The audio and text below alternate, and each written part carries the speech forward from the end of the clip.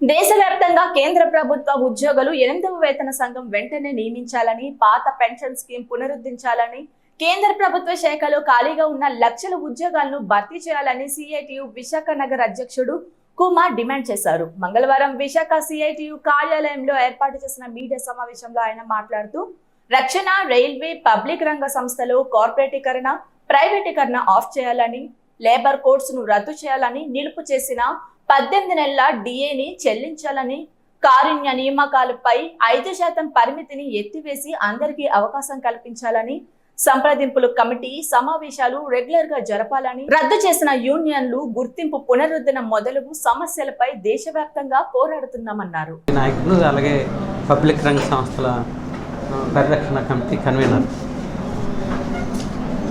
ఈరోజు దేశవ్యాప్తంగా కేంద్ర ప్రభుత్వ ఉద్యోగులు చేస్తున్నటువంటి ఆందోళనకు సంబంధించినటువంటి అంశాలని మీ ద్వారా ప్రజానీకానికి తెలియజేయాలని చెప్పి ఈ ప్రెస్ కాన్ఫరెన్స్ నిర్వహించడం జరుగుతుంది. కేంద్ర ప్రభుత్వం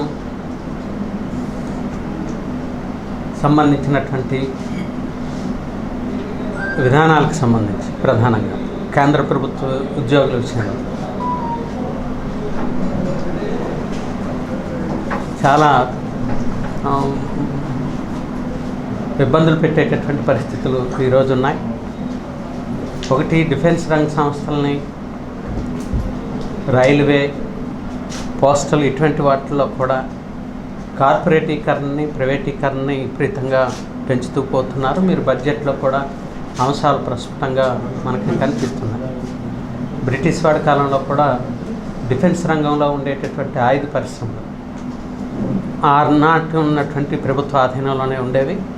ఇప్పుడు అవి కార్పొరేట్ల చేతుల్లో, ప్రైవేట్ వ్యక్తుల చేతుల్లోకి పంపిస్తున్నారు. ఇది దేశ రక్షణకి, భద్రతకి ఒక ప్రమాదకరమైనటువంటి అంశం.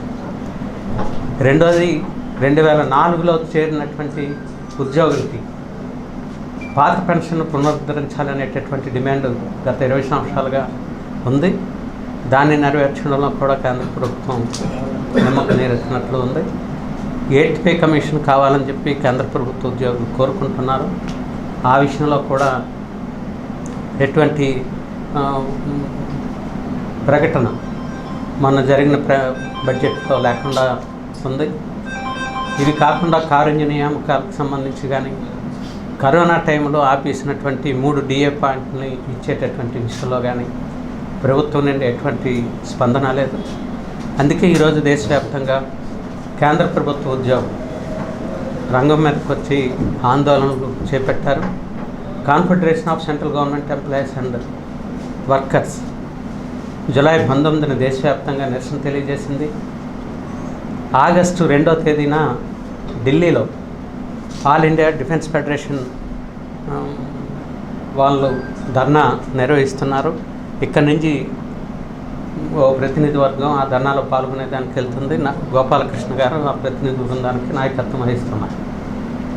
ఇది కేంద్ర ప్రభుత్వ ఉద్యోగులకు సంబంధించినటువంటి ప్రధాన సమస్యలు. అయితే విశాఖ రక్షణ రంగంలో ఉండేటటువంటి కార్మికులు ఒకరోజు 12,000 మంది పైబడి పనిచేసేవాళ్ళు. ఈరోజు ఆ సంఖ్య 8,000కు లోపు తగ్గిపోయింది. రిక్రూట్మెంట్స్ జరపాలని చెప్పి చాలా కాలం నుండి ఆందోళన చేస్తున్నాం. 4,000 పైబడి పోస్టులు విశాఖ రక్షణ రంగంలో ఖాళీగా ఉన్నాయి.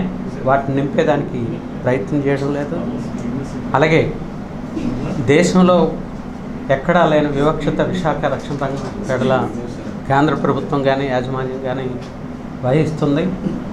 ఏదైతే కార్మికులు ఓవర్ టైం చేస్తారో ఈ ఓవర్ టైం ఇచ్చేటప్పుడు చట్ట ప్రకారంగా వారికి ఇచ్చేటటువంటి అన్ని అలవన్సుల్ని కలుపుకొని ఓవర్ టైం లెక్క కట్టవలసినటువంటి అవసరం ఉంది.